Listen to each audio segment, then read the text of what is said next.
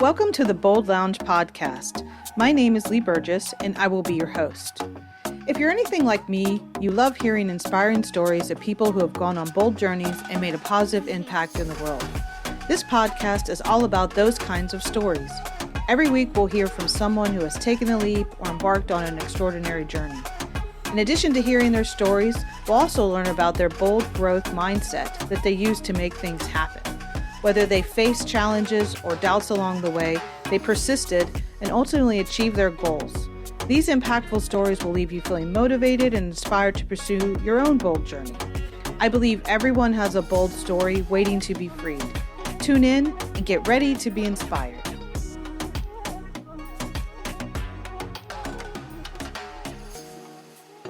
Welcome to the Bold Lounge. Today I have Erica Rankin. She is the founder and chief everything officer of Brodo and also has amassed 300,000 followers across all her socials.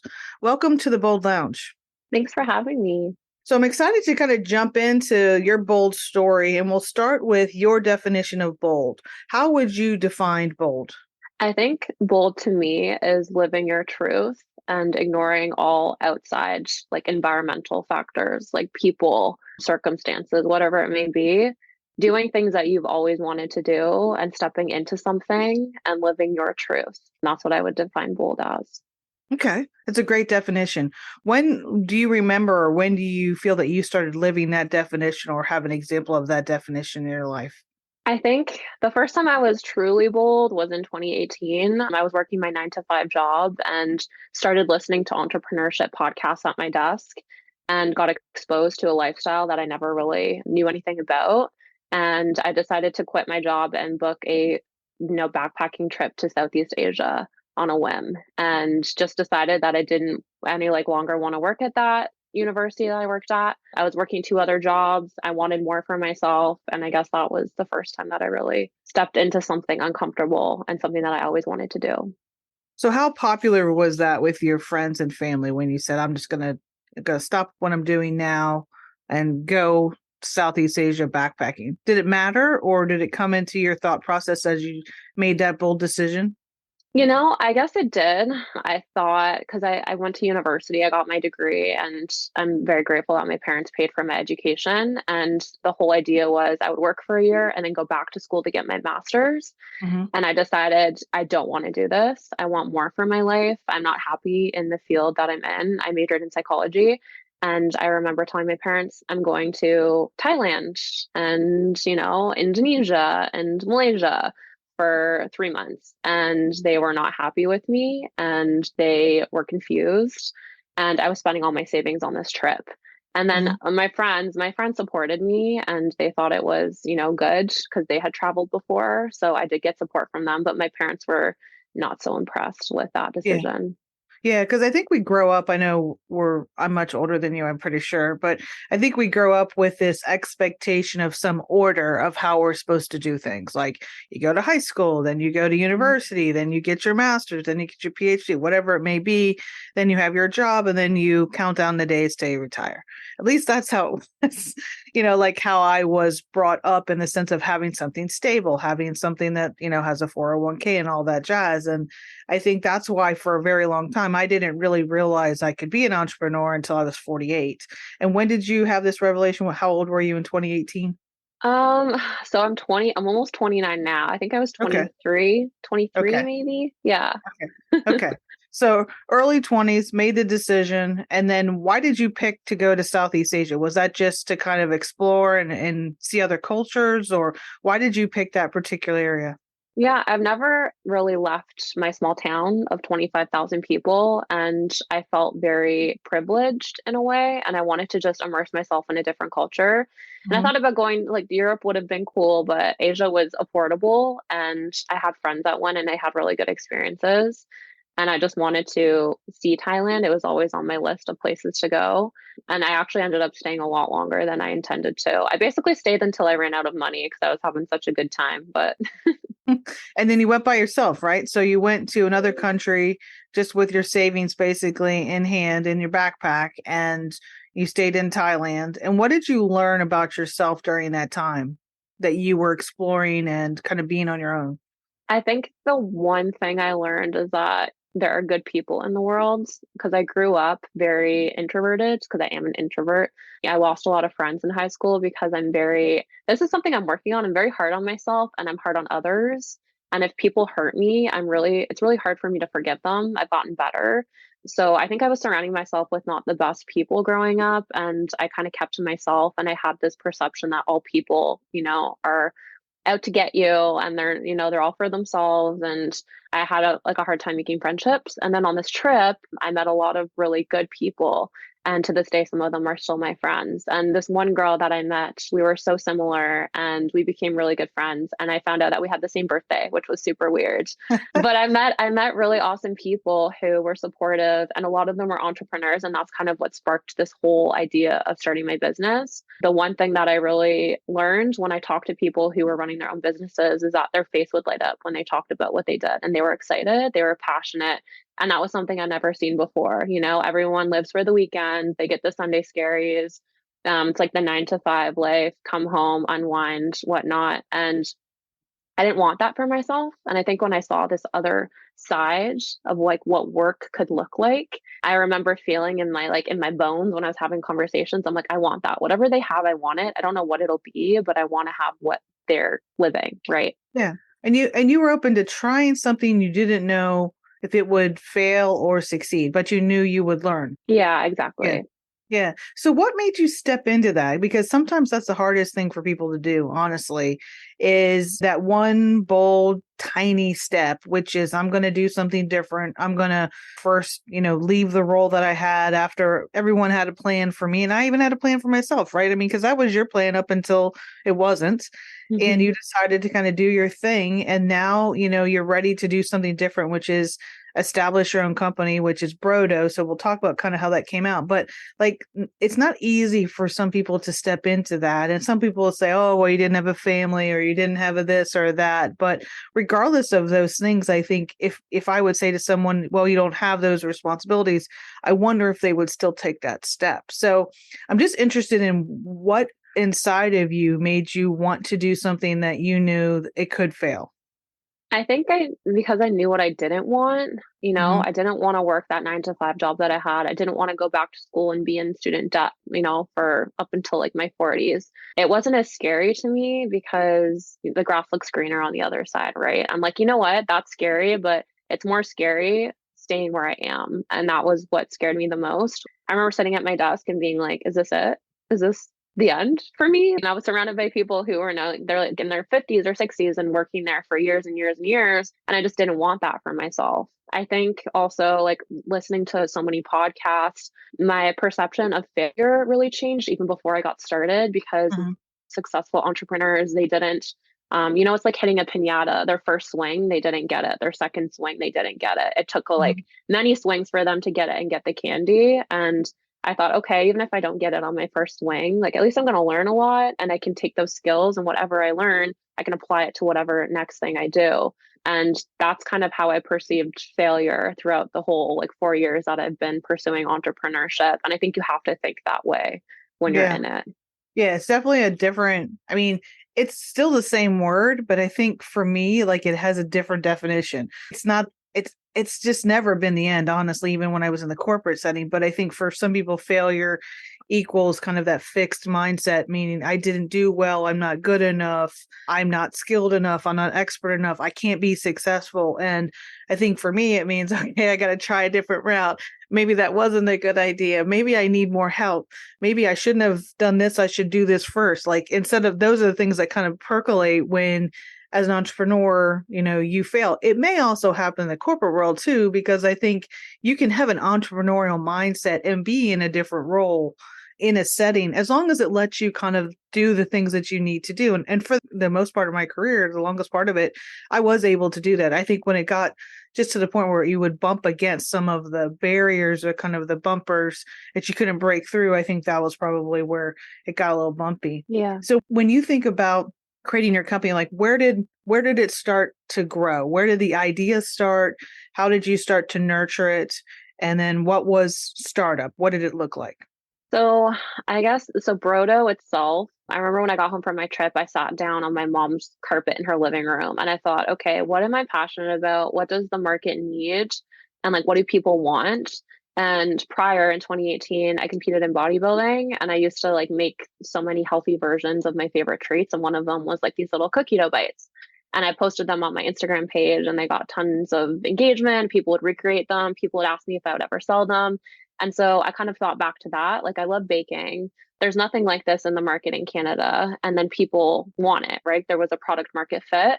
Mhm. And I landed on bro dough because of the protein in it. And then the first thing I did was Google business workshop near me. I drove out to the closest business resource center and I learned how to write a business plan. I learned how to manage cash flow, how to market, brand.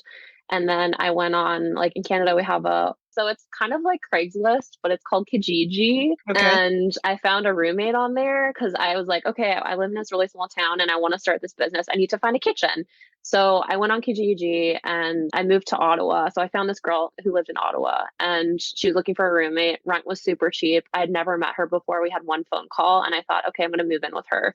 So I packed everything in my Jeep and I drove 6 hours to a city that I visited once and moved in with this girl who, You'd never yeah, met. no, she was amazing though. And she was a pilot. So she was training to become a pilot. So we lived very different lives. And Yeah. I found this commercial kitchen where they had discounted rates. So I would go in at night when it was like 30% cheaper and just make as much dough as I could.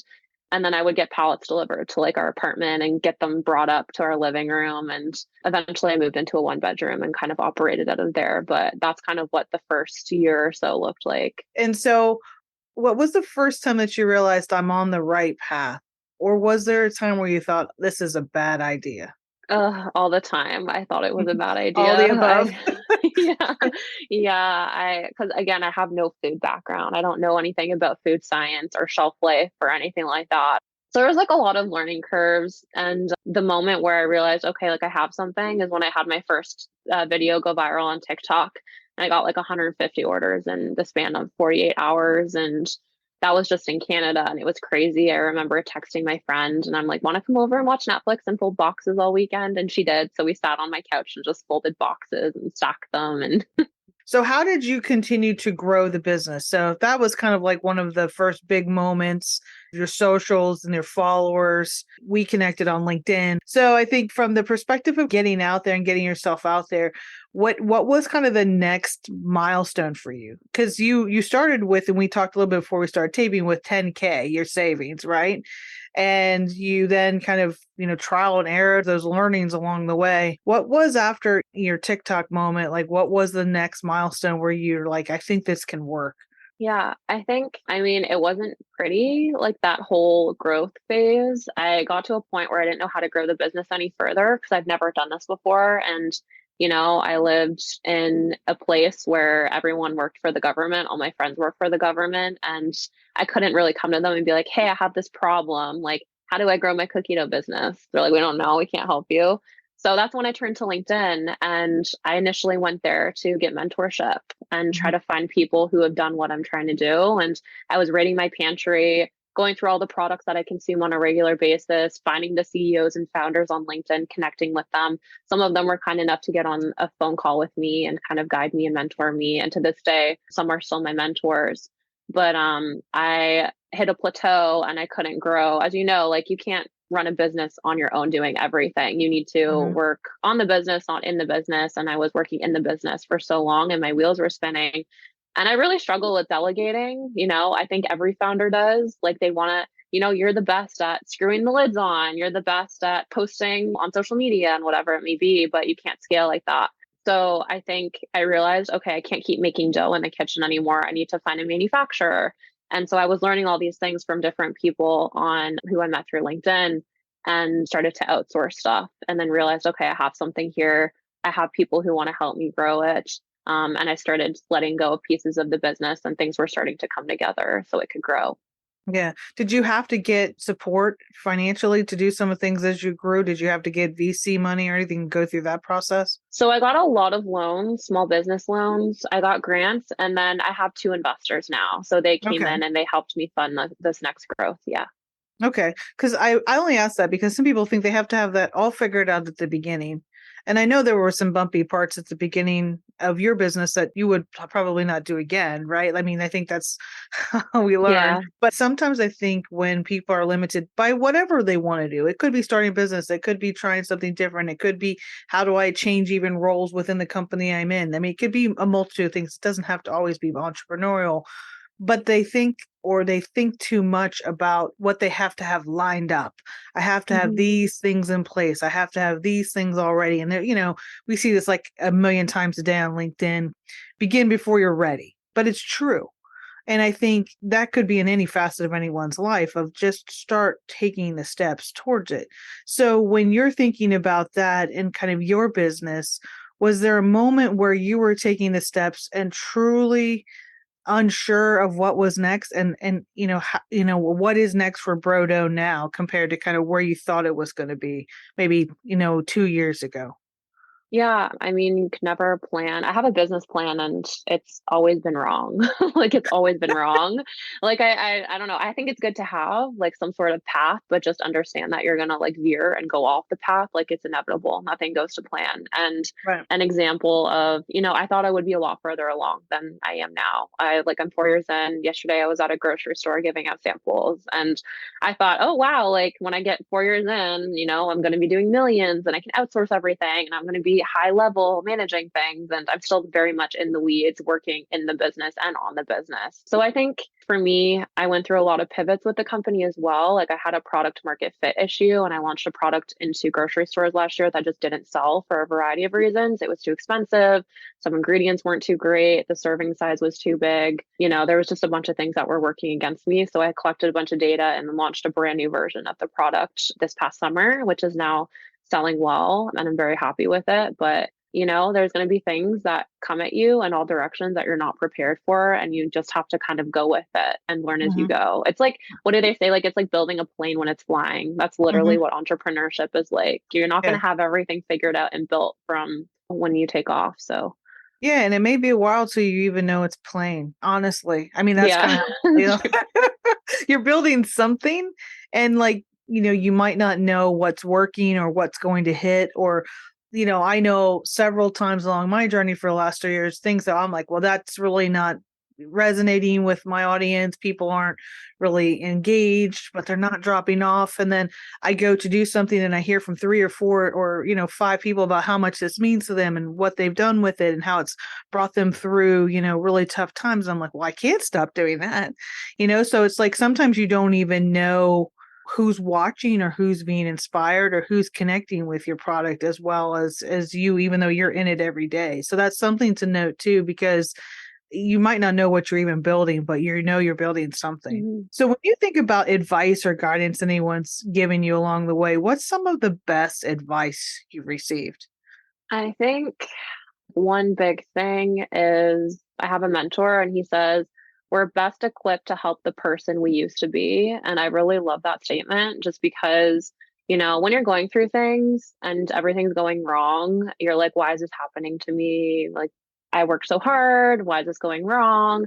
And then now I'm like, you know what? I'm really grateful. Again, like tying into failures. I'm really Mhm. grateful that I've gone through this because now I can help people who are going through that or help prevent them from making the same mistakes that I did. And then tying this into even the mental health aspect of it, like I've struggled with a lot of things like eating disorders and stuff. And I like talking about it openly on different platforms. And there are people who are exactly where I was 4 years ago and, dealing with things that I dealt with. And while it sucks that I went through that, I'm grateful that I did because now I can support others in their journey and healing and recovery. Yeah. So that one has been very helpful. And then specifically to my industry in food and beverage, don't get distracted by shiny objects. And I think, it goes for any industry. Like a lot of us as entrepreneurs, you tend to want to do everything and every opportunity comes and you're like, yes, I need to take that now. It'll never be available again. Yes, yes, yes. And then I think sometimes we bite off more than we can chew. And then, we don't execute in ways that we should. And I think it's okay to say no. Like saying no is a superpower. And that's one thing that I've been really good at is choosing what opportunities to take and then understanding that they'll come back around when the timing's better. Yeah. One of the things you said, and it kind of came up a couple of times, is, and even when we first started talking, was you were hard on yourself. you were hard on yourself in high school, you're hard on yourself in your 20s, probably be hard on yourself as you kind of enter your 30s in a little bit. But I think in that sense, like, how does someone get better at that? Because I'd love to learn that myself. What do you do, or what are some of the steps you've taken to kind of lighten up on you? Yeah, it's really hard for me. I am very hard on myself. And I think it's good in a way. Like, it's good to live to a higher standard and set the bar high for yourself, but also don't punish yourself for not living up to that all the time. And I meditate now, I do yoga, I journal. Like, even last night, I had a really hard time sleeping. And I had my earplugs in. I was like under the covers with my eyes closed. And then I'm like, I need to journal right now. And I turned all the lights and then I just started writing because I just had so much going on in my head. Yeah. And I think just kind of like I did therapy. Therapy really helped me and just kind of rewiring thoughts because, the way you talk to yourself reflects how you think about yourself as well. Hmm. And if you're always speaking negatively or putting yourself down or, not having positive thoughts go on in your head, then it's going to reflect and transition over to a regular habit. So I think for me, it's like recognizing that and being like, okay, why am I being so mean to myself? I'm taking a rest day today because I'm tired and I don't feel well, and that's okay. And I think that's a big thing too, is hustle culture is so promoted oftentimes in social media and entrepreneurship. And people are always saying, like, go, go, go, wake up at 5 a.m., go to bed at 2 a.m., cold plunge and read and meditate and, do all the things. It gets really bossy on social media, Yeah. You do you, right? Like, however it works for you, however, want to wake up at 10 and work till 1, do it. If you want to wake up at 5, go for it. Sometimes you just do what you want and need to do versus what everybody else. But there's this comparison definitely that comes up with social media, which I didn't have to deal with as much as when I was younger, but certainly being an entrepreneur, like, you look and it's hard sometimes to not compare yourself to someone else, whether it's an entrepreneur, whether it's in your corporate roles, like, oh, I should have been here by now. For me, actually, I actually got to a high level by my early 40s. And then there was really like, where do I go next? And I think that was also some of my frustration, because like, you're digging and you're digging and you're digging. You're like, okay, I'm at the top of the mountain and like, okay, this is cool, but I don't want to Now stay what? like here. Yeah. It's like, so the what's next too, I think, got old for me because I just wanted to be present. I just wanted to be joyful where I was. I just wanted to just enjoy life. And I don't mean like I'm not trying to do things better and bigger and all that, but it isn't like this daily grind where I'm looking for someone else to tell me what my worth is. Right. Yeah. And I think that's the difference for me, kind of from an entrepreneurial perspective, is like, I'm digging and I am hard on myself. Sometimes I move the goalposts. I don't know if you've ever done that to yourself. Like, oh, I wanted Yeah. to be here. Like, oh, now I got there early. Let me just Always move it. moving. Oh, it always moves and you're never Yeah. happy. Yeah. Yeah. So I think, from the perspective of people listening, just be easy on yourself. And whether it's getting professional help or talking to a friend or journaling or meditating, try them all. Like, start to work on it until you feel like it starts to take effect. Because if you're thinking you need to do something about it, you do. In that, and it's hard to get better or be able to get those kind of thoughts that either have been planted, by your experiences or by others, or by how you were treated, or just by, how things have landed in your life. You can work through them and you can continue to be working through them at the same time you're building a successful business or a successful career. So I just want people to realize that. Mm-hmm. So if you were going to give someone advice, whether they're in a role now that they'd like to, elevate to the next level, or whether they're thinking about, maybe this isn't for me, what would be your guidance and advice for someone who's ready to kind of take that next step? I think so. For me, it was different because I kind of went all in. I was just like, screw this. I don't want to do this anymore. And I had a little bit of savings, and my circumstances were different than a lot of other people's. But I've had people come to me who have families, or they have things they have to pay for, they have a mortgage or whatever it may be. If you're not happy with where you are, just sit down with yourself and figure out what makes you happy. Like, what makes you happy, and then what will people pay for? And before going all in to whatever it may be, like, make sure there's a product market fit. So you can maybe spend a few hours in the evenings building out your side hustle and tapping into that. not asking just family and friends what they think of it, but who actually might be your customer, going on LinkedIn, connecting with people who are in your industry, asking them questions, learning from them. One thing that I wish that I did sooner was just educate myself more about the industry that I'm in, because there are Mhm. so many there. You're not going to know everything and you're never going to feel ready. I didn't feel ready when I launched my business, but there are so many things that I wish I knew prior, just so I could have been more prepared, like the shelf life testing. Like a lot of the things that I did, I could have prevented had I just had a few conversations with other founders in the food space.